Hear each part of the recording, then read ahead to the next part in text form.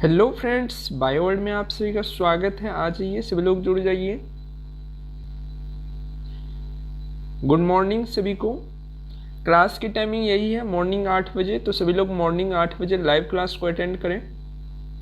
Live class करने में आपको बहुत अच्छा मज़ा आएगा। चलिए, आज हम लोग केमिस्ट्री में मोल कंसेप्ट को क्लियर करते हैं, क्योंकि मोल कंसेप्ट से जो है अक्सर क्वेश्चन पूछे जाते हैं। क्वेश्चन ये नहीं पूछेंगे कि आप मोल निकालें, ठीक है।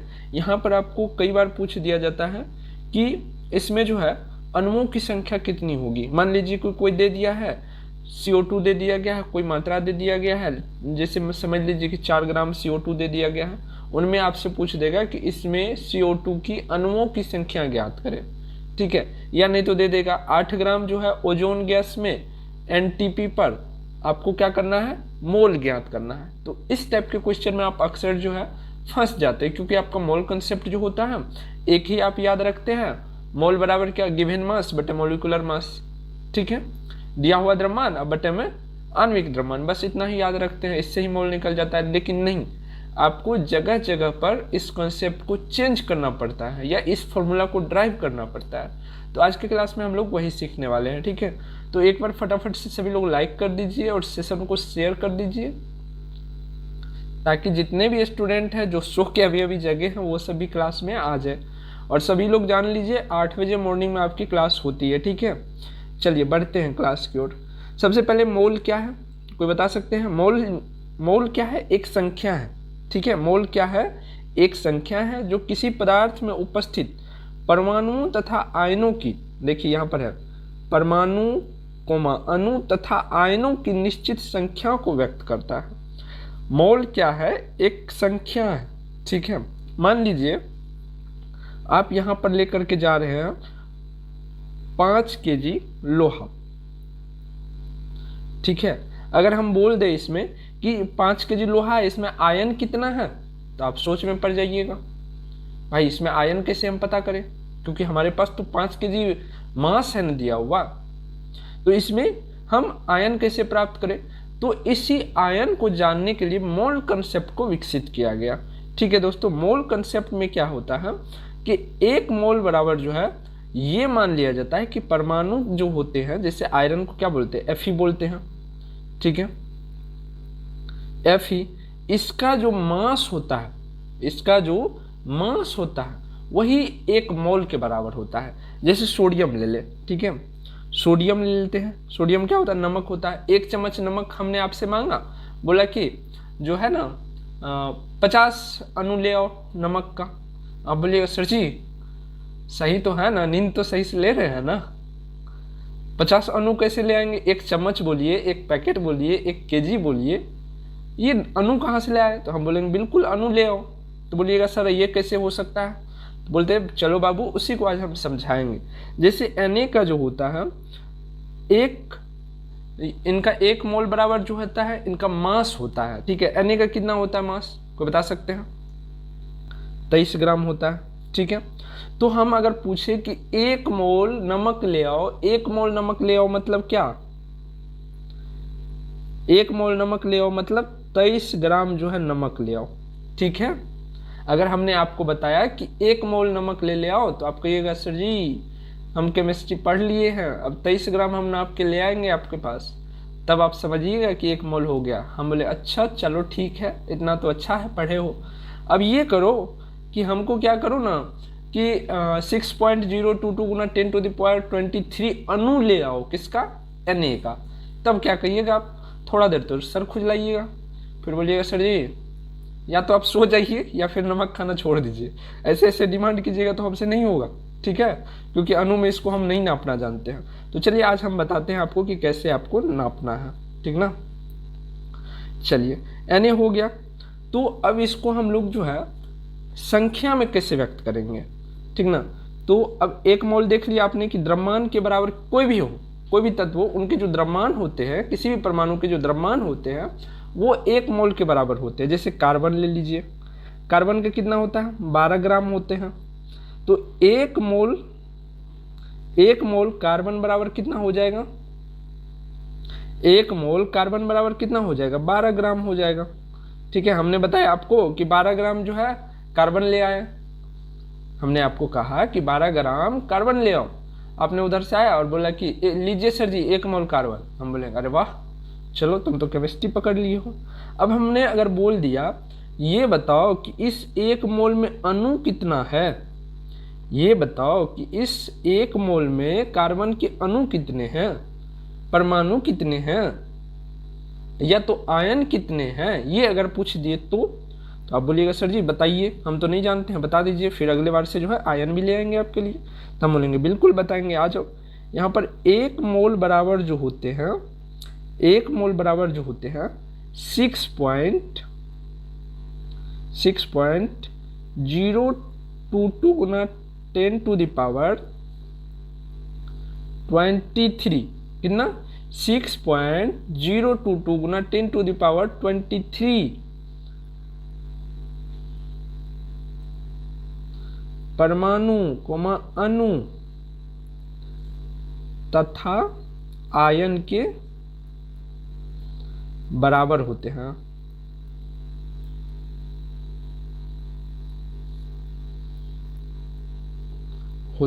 ठीक है, मेरे हैंड राइटिंग पे नहीं जाइएगा, भावना को समझिए, ठीक है ना। बाकी जगह तो ससुरा तो लोग को फीलिंग खूब समझ में आता है, ठीक है ना। मुस्कुरा दी तो हो गया, अरे समझ गए, लेकिन यहाँ पे हैंड राइटिंग देखोगे, नहीं देखना है ना।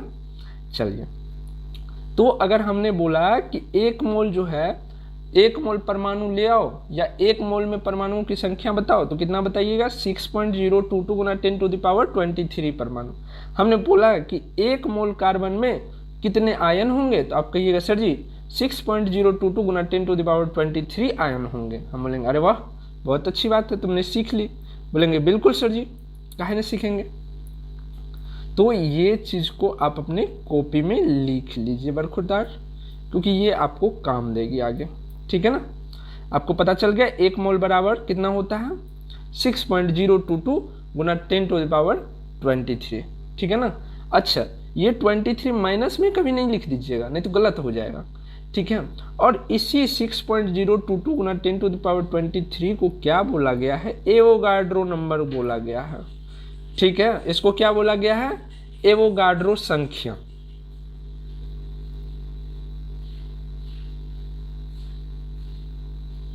एवोगाड्रो नंबर,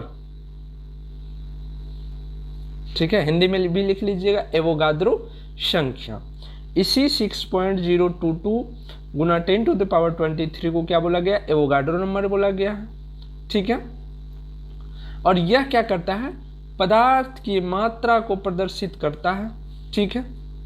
चलिए आगे बढ़ते, इसमें और कुछ देख लीजिए। अच्छा, मोल क्या होता है, कलेक्शन होता है। मोल क्या होता है, कलेक्शन होता है। मान लीजिए आपने कितने अणु लेके चले हैं 6.022 गुना 23 परमाणु, ठीक है।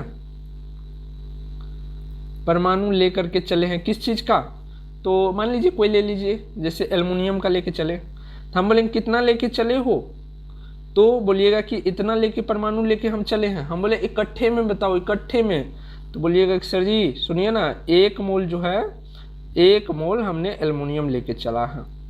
कितना, 1 मोल एल्युमिनियम हमने लेके चला है, ठीक है। हम समझ जाएंगे, वाह बच्चे अब जो है समझदार हो गए हैं, ठीक ना।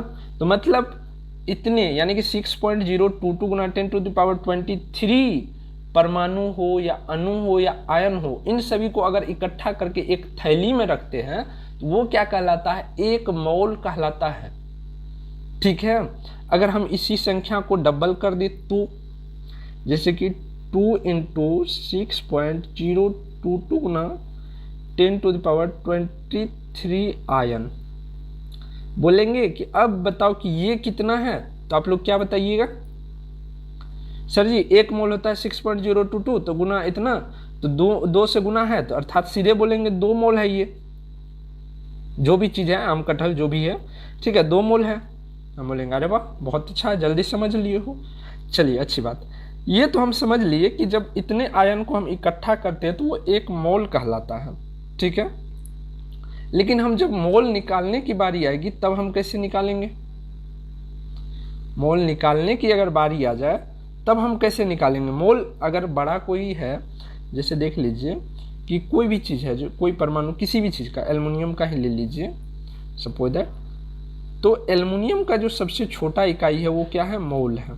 ठीक है, यानी कि कम से कम कितना में आप ले सकते, कितना वजन ले सकते हैं एल्युमिनियम, तो 1 मोल वजन ले सकते हैं आप। ठीक ना, आप अगर जाइएगा जहाँ पर केमिकल पदार्थ आपको मिलेगी, वहाँ पर अगर जाइएगा, आप बोलिएगा कि 1 मोल हमको जो है कार्बाइड दे दीजिए, तो आपको बिल्कुल मिल जाएगा वहाँ पर। ठीक है, अगर वहाँ पर जा कर के बोलिएगा कि हमको जो है NaCl दे दीजिए 1 kg, तो ऊपर नीचे देखेंगे, क्यों, क्योंकि वो सब जो है छोटे मात्रा में आते हैं। ठीक है, तो वहाँ पर आपको मोल बोलना होगा कि हमको इतना मोल दीजिए। क्लियर ना, तो मोल हम कैसे निकालेंगे, अब बोलेंगे कि अच्छा मोल में तो दे दिया, 5 मोल बोल दिया कि लो ये हो गया तुम्हारा एल्युमिनियम, 5 मोल हमने एल्युमिनियम दिया है, 5 मोल एल्युमिनियम हमने दे दिया। घर पे आए और पापा पूछ दे कि कितना केजी है रे, कितना केजी एल्युमिनियम है रे, अब क्या बोलिएगा, बोलिएगा हम तो मोल में लिए हैं, केजी में कन्वर्ट करना पड़ेगा हमको। केजी में कन्वर्ट करने के लिए क्या करना होगा, पहले ग्राम में कन्वर्ट करना होगा, फिर जाकर के केजी में कन्वर्ट करना होगा, है ना। तो चलिए इसी प्रोसेस में अब हम आगे बढ़ते हैं। तो हम लोग मोल निकालने के लिए पहले सीखते हैं। सभी को पता होगी मोल बराबर क्या होता है। मोल बराबर क्या होता है, पदार्थ का दिया हुआ द्रव्यमान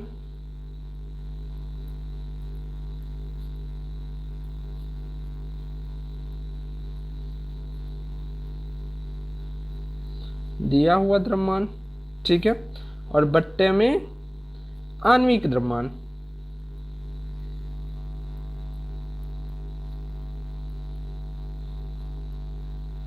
अच्छा, आणविक द्रव्यमान को इंग्लिश वाले से गुस्सा हो रहे होंगे कि सर जी इंग्लिश में भी कभी बोलिए ना। बिल्कुल बोलेंगे। आणविक द्रव्यमान को हम लोग क्या बोलते हैं, मोलिकुलर मास बोलते हैं। ठीक है, क्या है, मोलिकुलर मास है, नोट कर लीजिए। पदार्थ का दिया हुआ द्रव्यमान मतलब कहीं पर भी आपको बोल दिया जाएगा कि ये लो 50 ग्राम है, इसमें से तुम जो है मोल की संख्या बताओ। ठीक है, तो हम लोग क्या करेंगे, मोल की संख्या बताएंगे उनको। ठीक ना, तो चलिए बढ़े, लिख लिए। गिवन मास सीधा दिमाग में रखना, मोल बराबर क्या होगा, गिवन मास बटे मोलिकुलर मास, गिवन मास बटे मोलिकुलर मास। ठीक है ना, ये चीज जैसे दिमाग में रहेगा तो आप जो है सारे सवाल को चुटकी में बना लीजिएगा, ज़्यादा टाइम नहीं लगाइएगा।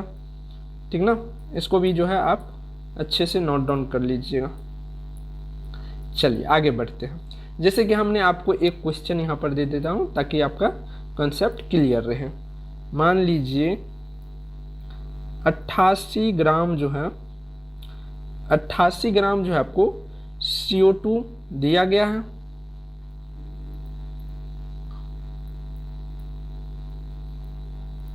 मोल की संख्या बताएं। ठीक है, यहाँ पर जो 88 ग्राम CO2 में मोल की संख्या बतानी है आपको। ऑप्शन भी दे दे क्या, चलिए ऑप्शन भी दे देते हैं। आप लोग ऑप्शन मांगिएगा तो हमें देना पड़ेगा ना। 22, ठीक है, मोल सब में लगा लीजिएगा क्योंकि मोल की संख्या पूछा जा रहा है। मोल 44 मोल, ठीक है, 2 मोल, 4 मोल। बताओ जरा क्या होगा आंसर, बताओ बताओ सभी लोग, कमेंट करिए, फास्ट कीजिए कमेंट। क्या हो जाएगा, 2 मोल आंसर हो जाएगा इसका। कैसे होगा चलिए देखते हैं। मोल बराबर अभी हमने बताया आपको दिया हुआ द्रव्यमान। दिया हुआ द्रव्यमान कितना है, सवाल में जो आपको दिया हुआ द्रव्यमान रहेगा 88 ग्राम है ना, तो 88 लिख देंगे। बट्टे में मोलिकुलर मास, मोलिकुलर मास किसका, CO2 का। CO2 का मोलिकुलर मास कैसे निकालेंगे अभी देखिए।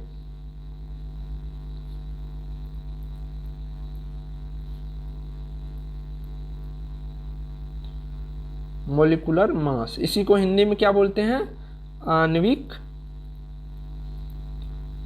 द्रव्यमान। ठीक है, आणविक द्रव्यमान। कार्बन का द्रव्यमान कितना होता है, बताइए बताइए, कार्बन का द्रव्यमान कितना होता है, 12 प्लस में ऑक्सीजन का द्रव्यमान कितना होता है, 1 ऑक्सीजन का होता है 16, तो 2 ऑक्सीजन का कितना हो गया 32, तो 16 32 कितना हो गया बताइए जरा जनाब। 16 और 32 कितना हो गया?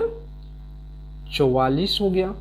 तो यहाँ पर जो है हमारा आणविक द्रव्यमान हो जाएगा, क्योंकि मोल बराबर क्या होता है? दिया हुआ द्रव्यमान पदार्थ का और बट्टे में आणविक द्रव्यमान। तो यहाँ पर हम आणविक द्रव्यमान लिखेंगे 44 का अंक 44, 44 दूनी 88, क्या हो गया? 2 मोल हो गया हमारा आंसर। ठीक है, तो 2 आंसर किस में है? सी में है। ठीक ना। चलिए और क्वेश्चन कीजिएगा, और क्वेश्चन कीजिएगा। लीजिए एक और क्वेश्चन लीजिए, एक और क्वेश्चन ले लीजिए। ठीक है, क्वेश्चन ले लीजिए 0.1 ग्राम। अच्छा इस पर क्या दे, जल ही दे देते हैं। 0.1 ग्राम H2O यानी कि जल में मोल की संख्या बताएं।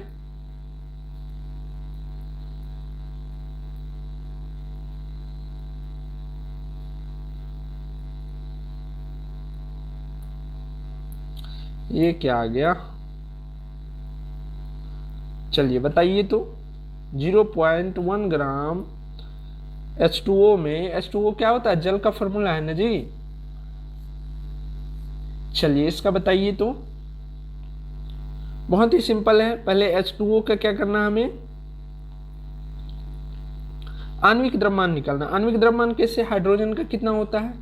1 होता है, तो 2 हाइड्रोजन है तो 2 हो गया प्लस में। ऑक्सीजन का द्रव्यमान कितना होता है? द्रव्यमान संख्या 16 होती है, तो 16 लिखेंगे, अर्थात कितना हो गया? 18 हो गया, और ये ग्राम में आता है। ठीक ना। तो यहाँ पर क्या होगा?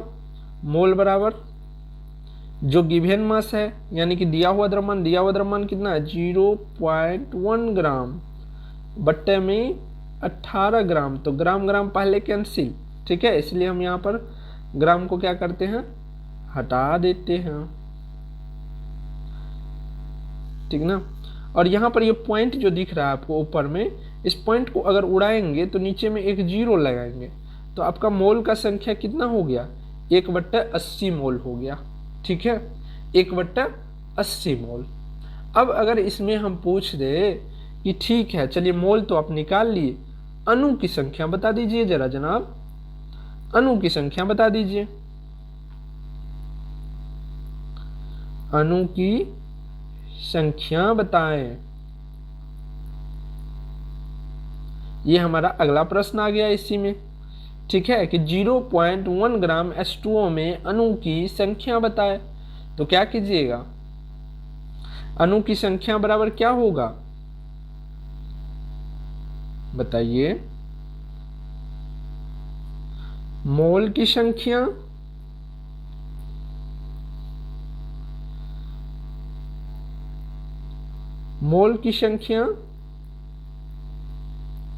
गुना में क्या हो जाएगा? एवोगाड्रो नंबर कितना होता है? 6.022 गुना 10⁻23। ठीक ना, यही हो जाएगा। अब आंसर आ जाएगा ना आप लोगों को।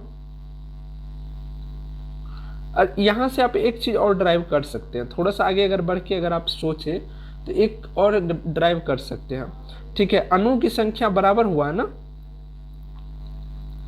अणु बराबर ये हुआ है ना, तो यहाँ से हम क्या कर सकते हैं पता है आपको? यहाँ से अगर अणु की संख्या दिया रहे तब भी हम मोल प्राप्त कर सकते हैं। कैसे?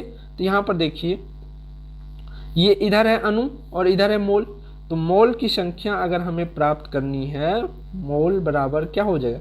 ये जो है ये उठ के कहाँ आ जाएगा? इसके बट्टे में आ जाएगा। तो हम डायरेक्ट लिखेंगे अणु की संख्या, अब बट्टे में क्या हो जाएगा? बट्टे में 6.022 गुना 10⁻23। कितना अच्छा कंसेप्ट है, यहाँ पर ध्यान दीजिएगा इसको। अगर नहीं समझ में आया तो बोलिए, हम दोबारा समझाने के लिए तैयार बैठे हैं। ठीक है, लेकिन समझना तो आपको है, क्योंकि आपको एग्जाम में बनाना है। ठीक है, बहुत लोग गुस्सा भी हो रहे हैं, क्या सर बच्चा की तरफ पढ़ा रहे, तो बाबू थ्योरी तो सबको बताना पड़ेगा ना। कुछ लोग जो है जो याद है सब चीज़, वो बहुत अच्छी बात है, थोड़ा सा आप वेट कर लीजिए, हम क्वेश्चन एक पर एक ढांसू क्वेश्चन लाएंगे। ठीक ना, थोड़ा सा कंसेप्ट क्लियर करवा दे रहे हैं, फिर जो है आप लोगों के रफ्तार हम पकड़ लेंगे। ठीक ना। चलिए ये तो हो गया, आपको कोई द्रव्यमान दिया रहेगा तब। अगर मान लीजिए कि बोल दिया गया, जैसे कि आप ले लीजिए आयतन के हिसाब से, ठीक है, अणु में, ठीक, अणु में ले लीजिए। जैसे मैं गैस में, चलिए क्वेश्चन दे दे रहा हूं पहले आपको। 8 ग्राम O3 गैस में, ठीक है, O3 गैस में मोल की संख्या बताएं, मोल की संख्या बताएं एनटीपी पर, ठीक है, एनटीपी पर जो है आपको, ठीक, एनटीपी का full form normal temperature and pressure, ठीक है। इस पर जो है आपको 8 ग्राम ऑक्सीजन गैस की क्या बतानी है, मोल की संख्या बतानी है। बता सकते हैं ना, चलिए बताइए, अगर आप जानते थे तो बताइए। अच्छा, ऑप्शन चाहिए, लीजिए ऑप्शन भी दे देते हैं। अरे आपको ऑप्शन नहीं देंगे तो किसे देंगे बताइए, आप सभी तो प्यारे चुन्नू मुन्नू हैं। 37, अच्छा 37 बाद में दे देंगे, 37, ठीक है,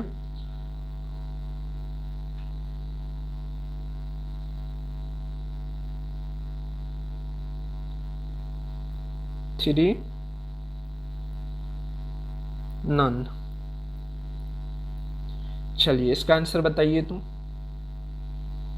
इसका आंसर बताने से पहले आपको क्या करना होगा, कुछ बातों का ध्यान रखना होगा, जो कि हम पहले नीचे बढ़ेंगे और कुछ बातों को गैस के फॉर्म में ध्यान रखेंगे,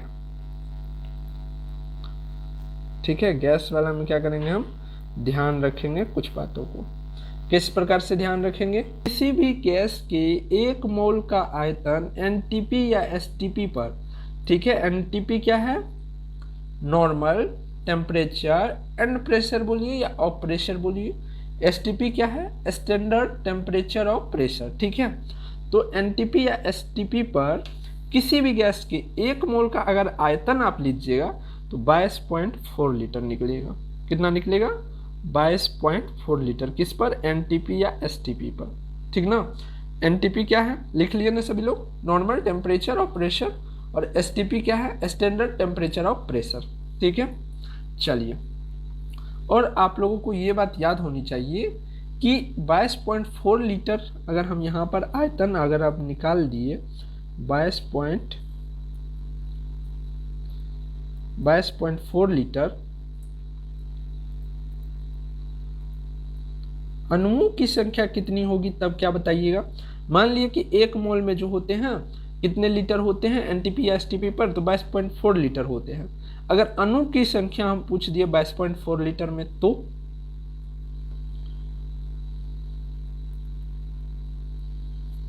बताइए तो क्या होगा, एवोगाड्रो संख्या के बराबर होते हैं। क्या होती है, एवोगाड्रो संख्या के बराबर होते हैं।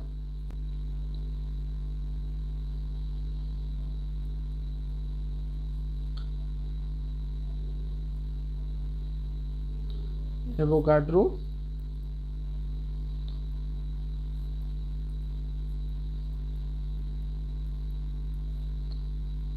देखिए, बहुत ही अच्छे अच्छे बेसिक बातें हम बता रहे हैं, ताकि अगर क्वेश्चन अगर पूछ दिया जाए कि 22.4 लीटर किसके बराबर है, तो आप लोग 1 मोल खोजने लगिएगा। लेकिन वहाँ पर अगर क्वेश्चन में दे दिया जाएगा 6.022 गुना 10⁻23, अगर ये बातें आपको नहीं पता होती तो क्या होता, गलत करके आ सकते थे आप, ठीक ना। तो ये बेसिक बातें भी बहुत जरूरी होती है कभी कभी आपको क्वेश्चन बनाने के लिए, ठीक ना।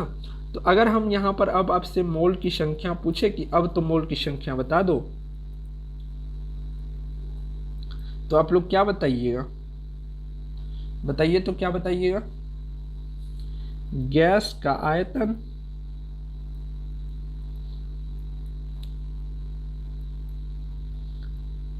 ठीक है, क्या बताइएगा, गैस का आयतन, जो कि आपको दिया जाएगा, किसमें, क्वेश्चन में दिया जाएगा, गुना एनटीपी या एसटीपी पर ही बोला जाएगा, एनटीपी या एसटीपी पर, ठीक है। तो एनटीपी या एसटीपी पर, ठीक है। और बट्टे में क्या करना है, जिस पर बोला गया है तो वही कर देना है। तो बट्टे में क्या हो जाएगा बताइए, बताइए बताइए। अभी हम तो केवल 1 मोल के लिए ले रहे हैं, तो 1 मोल बराबर तो हम लिख सकते हैं ना 22.4। लेकिन जब हम किसी परमाणु के लिए लेंगे तो वहां पर क्या होगा, हमारा मान चेंज हो जाएगा, परमाणु का जो भार होगा वो लिखा जाएगा, क्योंकि अभी हमने 1 मोल का भार लिखा है 22.4, ठीक ना। तो ये ऐसे डायरेक्ट भी लिख सकते हैं आप।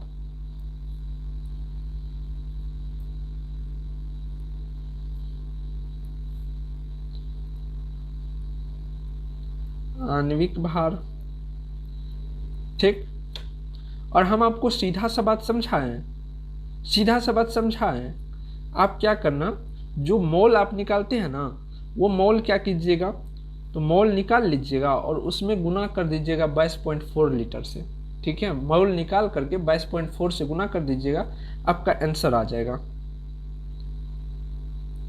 मोल, जैसे मोल निकलता है, मोल कैसे निकलता है, दिया हुआ द्रव्यमान यानी कि गिवन मास, गिवन मास बट्टे में मोलिकुलर मास।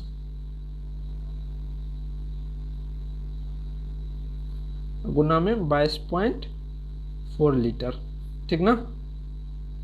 दिया हुआ द्रव्यमान और बट्टे में आणविक द्रव्यमान। तो ये फॉर्मूला भी इंपॉर्टेंट है आपके लिए।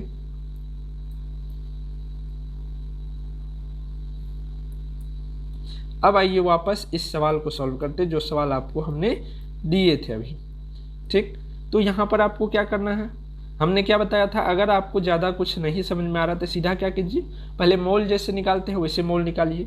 तो इसमें अगर हम मोल बोले निकालने के लिए आपको एनटीपी एसटीपी भूल जाइए तब तक, तो क्या कीजिएगा, बोलिएगा सर जी यहाँ पर 8 ग्राम दिया हुआ है, धय से इसको जो है ऊपर में पटकेंगे कि तुम ऊपर में रहो, और O3 का जो है हम आणविक द्रव्यमान निकालेंगे। आणविक द्रव्यमान क्या निकालेंगे, ये ओजोन है बाबू, तो ओजोन ऑक्सीजन का 3 जब जुड़ता है तो ओजोन बनाता है, 3 ऑक्सीजन जब जुड़ते हैं तो 1 ऑक्सीजन का होता है द्रव्यमान 16, तो 3 का हो गया 16 तिया 48, और फटाक से हम गुना कर देंगे 22 पॉइंट कितना 4 की 8 4 लीटर से, ठीक है। 22.4 लीटर से हम गुना कर देंगे। जब इसको काट कूट कीजिएगा तो आपके पास जो है आंसर आ जाएगा 3.7, ठीक है। कितना आ जाएगा 3.7। कैसे आएगा तो देखिए, दूसरे कलर से हम कट करते हैं ताकि क्लियर रहे। 8 कम 8, 8 छके 48, और 6 से कट कीजिएगा तो 8 यहाँ से 6 का 6 छतरी 18, 18 और 4 22, ठीक है। नहीं लगेगा पॉइंट के 0, तो फिर क्या हो जाएगा, और यहाँ से 4 आ जाएगा तो 4 4 44 हो गया। तो 6 को अगर कितना बार 7 बार गुना कीजिएगा तो कितना हो जाएगा 42 हो जाएगा। तो पॉइंट में 7 दीजिए, फिर भी 2 बचा रह जाता है, 2 पे 0 20, तो 6 18, फिर 2 पे 0 20। अच्छा, तो ये रेगुलर चलते रहेगा, तो ये जो आपको निकल करके आ जाएगा 3.73, ठीक है। तो वैसे हम केमिस्ट्री में एग्जैक्ट वैल्यू नहीं आती है, फिर भी हम लोग लेके चलते हैं, ठीक ना। तो क्या हो गया, इतना आपका आंसर आ गया, ठीक ना। तो देखिए कितने लोग 3 मार रहे होंगे कि भैया 8 ऊपर में है, नीचा में कितना हो जाएगा 48 होगा, 3 मार दो आंसर सही हो जाएगा। कैसे सही होगा, गलत हो जाएगा ना, बट्टे में 3 आ रहा है ना। ये क्वेश्चन बन गया ना। अब तो ऐसा हर एक क्वेश्चन बन जाएगा। चलिए, हमने किस पर देख लिया, लिक्विड पर भी देख लिया। अब चलिए देख लेते हैं किस में, आयन वाले में, ठीक ना। आयन वाले में पहले क्वेश्चन हम देते हैं, क्वेश्चन से क्लियर होगा। एक क्वेश्चन लिखिए, क्वेश्चन ये लिखिए 16 ग्राम मीथेन। मीथेन का क्या होता है CH4, ठीक ना। मीथेन का क्या होता है CH4 होता है। मीथेन में इलेक्ट्रॉन की कुल संख्या बताएं, संख्या बताएं। चलिए इलेक्ट्रॉन की कुल संख्या बताइए। ऑप्शन भी चाहिए, लीजिए ऑप्शन भी दे देते हैं आपको। ऑप्शन कैसे नहीं देंगे, है ना, ऑप्शन तो देना ही पड़ेगा। तो चलिए देते हैं ऑप्शन आपको।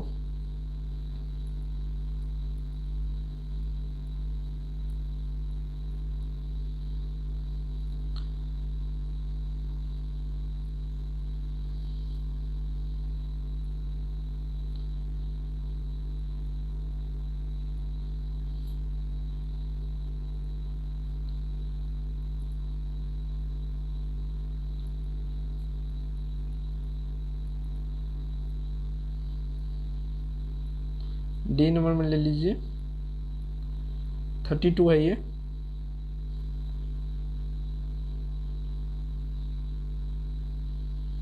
नहीं थोड़ा सा मिस्टेक हो रही है, 1 सेकेंड। चलिए इसका आंसर बताइए, तो आप लोग बता सकते हैं, कोई दिक्कत नहीं है। बताइए बताइए। 16 ग्राम हमने आपको मीथेन दिया, उसमें हमने इलेक्ट्रॉन की कुल संख्या पूछ लिया।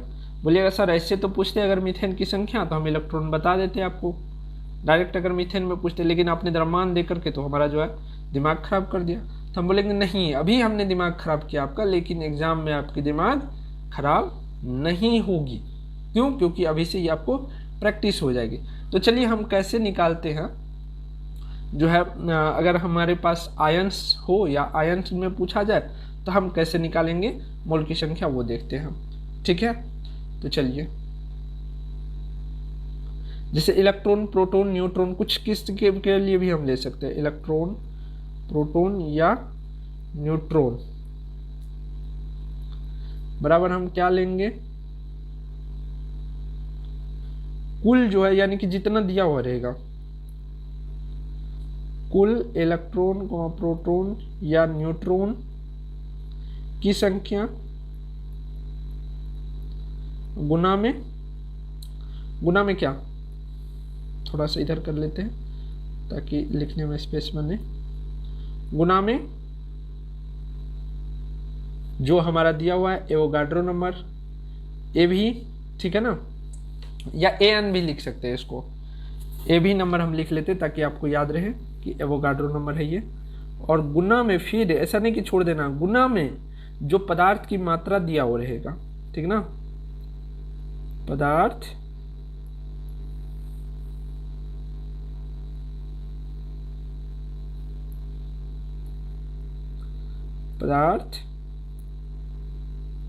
की मात्रा, और बट्टे में वही नीचे में जो हम लोग लगाते हैं हमेशा से पदार्थ के आणविक द्रव्यमान। ठीक, पदार्थ की आणविक द्रव्यमान, यही लगाना है हमें फॉर्मूला में, ठीक ना। अच्छा, सवाल को थोड़ा सा बनाना भी है तो इसे हम नीचे लेके चले जाते हैं ताकि हमें सवाल बनाते वक्त किसी प्रकार की कठिनाइयों का सामना ना करना पड़े। कठिनाइयों से पहले ही निपटने के लिए तैयारी रहिए, ठीक ना। तो क्या हमने देखा कि कुल इलेक्ट्रॉन, प्रोटॉन या न्यूट्रॉन, अगर हमारे पास इलेक्ट्रॉन, प्रोटॉन और न्यूट्रॉन की संख्या पूछी जाए, इसके लिए कुल जो है इलेक्ट्रॉन, प्रोटॉन, न्यूट्रॉन की संख्या को गुना करेंगे किससे, एवोगाड्रो नंबर, जो कि क्या है 6.022 गुना 23 है। उसके बाद जो हमको मास दिया जाएगा यानी कि द्रव्यमान दिया जाएगा, इस क्वेश्चन में आपको 16 ग्राम मीथेन दिया गया है, तो द्रव्यमान है ना, बोलिए है कि नहीं है, तो उसको गुणा करेंगे। चलिए, तो यहाँ पर हम जो है पहले इसका जो है आणविक द्रव्यमान निकाल लेते हैं CH4 का। CH4 का आणविक द्रव्यमान कितना हो जाएगा, को बता सकते हैं? वैसे हमें दो चीज निकालना होगा क्योंकि टोटल इलेक्ट्रॉन भी निकालना होगा। तो पहले हम CH4 में कुल इलेक्ट्रॉन निकाल लेते हैं। कुल इलेक्ट्रॉन बराबर कितना हो जाएगा, कार्बन में कितने इलेक्ट्रॉन होते हैं, 6 होते हैं टोटल, ठीक ना। उसके बाद जो है 4 हाइड्रोजन है, तो हाइड्रोजन एक हाइड्रोजन में 1 होते हैं, तो 4 में 4 को हो गया, तो 6 + 4 यानी कि टोटल कितने इलेक्ट्रॉन हो गए अपने पास, 10 इलेक्ट्रॉन। अब जो है CH4 का जो है आणविक द्रव्यमान निकालना है। आणविक द्रव्यमान कैसे निकालते हैं हम, कार्बन का जो द्रव्यमान होगा उनको, 4 हाइड्रोजन का द्रव्यमान कितना हो गया 4, और कार्बन का कितना होता है 12, और प्लस में 4, तो टोटल कितना हो गया 16 हो गया ना। चलिए 16। अब हमारे पास टोटल डाटा आ चुका है, तो क्यों ना हम इस फॉर्मूला में यूज करें। अच्छा, CH4 का दिया हुआ सवाल तो ऊपर रह गया ना हमारा, तो इसको हम लेके चल जाते हैं ऊपर, ठीक ना। हम अपने सवाल के पास लेकर के चले जाते हैं। ये रहा आपका सवाल, और सवाल के पास हम लेकर के आ गए हैं। हमारा जो कंक्लूजन निकाल के हमने लाए थे उनको, ठीक ना। इसको और थोड़ा सा छोटू बना लेते हैं, थोड़ा सा ये बड़ू हो गया है। क्या हो गया है? बड़ू हो गया है। चलिए इतना में ठीक है ना, खुश है ना, कोई दिक्कत नहीं ना। चलिए अब जो ये फॉर्मूला है, इस फॉर्मूला पे हम यहाँ पर मान पुट करेंगे। देखिए कैसे आंसर फटाक से आता है दौड़ते दौड़ते। चलिए लीजिए, फॉर्मूला पे क्या बोला गया है, हमें पूछा गया है कुल संख्या, इलेक्ट्रॉन की कुल संख्या। तो इलेक्ट्रॉन बराबर हम क्या करेंगे, इलेक्ट्रॉन की संख्या ही यहाँ पर नोट करके देंगे। तो टोटल इलेक्ट्रॉन की संख्या हमारे पास 10 आया हुआ है, 10, और गुना में क्या करेंगे, एवोगाड्रो नंबर कितना होता है 6.022 गुना 10⁻23, और गुना में जो द्रव्यमान हमें दिया गया है कितना 1.6 ग्राम ना। अच्छा 16 लिखा गया, नहीं 1.6 बट्टे में कितना कर देंगे, जो हमारा आणविक द्रव्यमान आया है वो कर देंगे 16। ठीक है, अब 16 से इसको अगर काट कूट कीजिएगा तो आपके पास कितना आंसर आ जाएगा, कितना आंसर आ जाएगा, करिए आप लोग, करके बताइए कितना आ रहा है, फटाफट से कीजिए। यहाँ पर 10 है तो एक जीरो इधर खिसक जाएगा तो कितना हो जाएगा 60.22 हो जाएगा। ठीक ना। अच्छा 23 है यहाँ पर, ये नहीं करिएगा।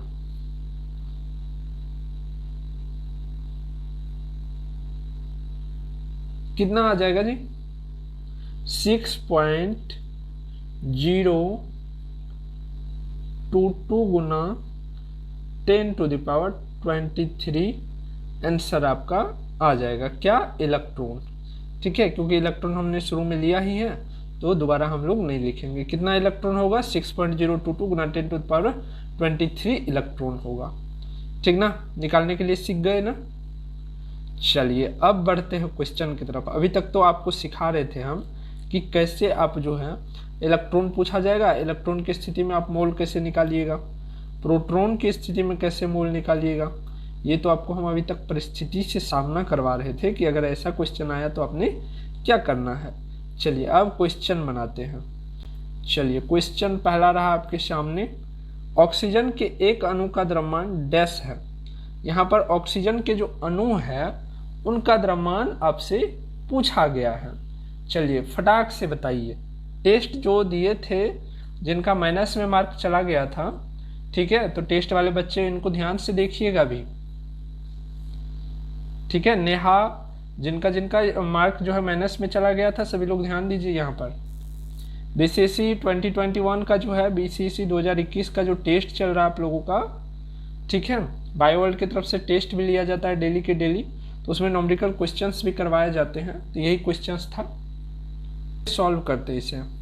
अच्छा तो O2 में जो है, O2 का द्रव्यमान कितना होगा, सभी को पता है 16 दूनी 32 हो जाएगा, क्योंकि एक ऑक्सीजन का 16 होता है तो 2 को कितना हो जाएगा 32 ग्राम हो जाएगा, अर्थात कितना हो जाएगा 1 मोल, और 1 मोल बराबर कितना हो जाता है 6.022 गुना 10⁻23 अणु।